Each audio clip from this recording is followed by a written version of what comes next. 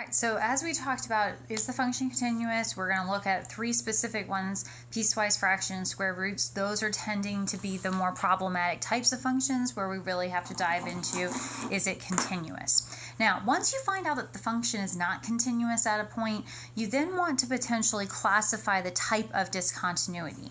So that's on the second part of the worksheet, talking about the different types of discontinuities, and those will be caused by fractions or piecewise functions.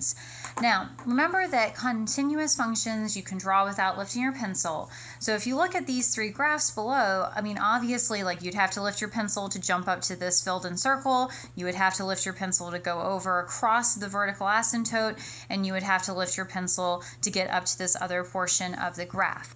So these three cases are known as a removable discontinuity, and that removable discontinuity is where you have a hole in the graph. So there's a little hole in the graph, and then we have filled that in this particular case. Now, an infinite discontinuity is where we have going up to infinity. So think about what that vertical asymptote means. It means that your graph is going up to infinity, or in this case, it's going down towards negative infinity. So an infinite discontinuity you cannot remove. There's no way to fill in that circle and all of a sudden have a continuous graph.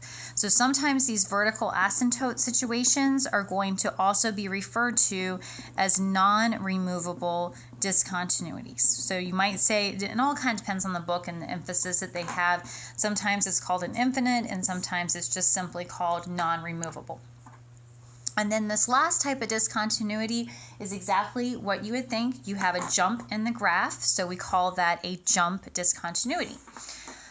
So we really want to be able to look at the function and determine what type of discontinuity we have. So in order to do that, what is going to cause either a hole or a vertical asymptote is going to be a fraction. So the first part of this discontinuity is going to be about, can you remove the denominator if you have a fraction? So there's two situations that can happen. The first situation is that the denominator cancels. Well, if the denominator cancels, you have removed the problem that was causing the discontinuity.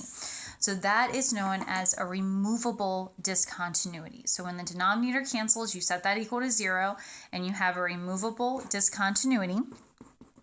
And we know from pre-calc that that removable discontinuity really amounts to having a hole in the graph.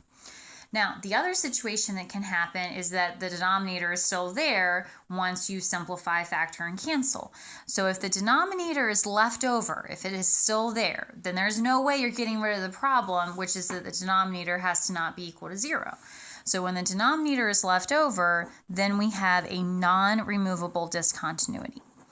And as you'll remember from pre-calc, when you have a non-removable when you have a denominator left over, you have a vertical asymptote. So these non-removable discontinuities are going to be vertical asymptotes. Okay, so the first set of discontinuities is caused by fractions. And the question really is, does the denominator cancel, or is the denominator left over? Now, the last type of discontinuity is your jump discontinuity. And the jump is going to usually be caused by a piecewise function. So when you have piecewise functions, you have to be concerned usually about just that split point in the piecewise function. But again, you got to look at everything, but usually it amounts to the split in the graph and the split point in the piecewise definition. And what you're going to be interested in is the limit from the left not equal to the limit from the right?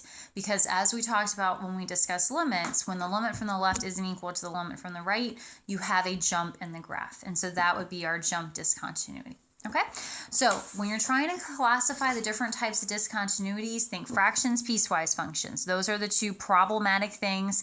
For fractions, it's about if the denominator cancels or if it doesn't cancel.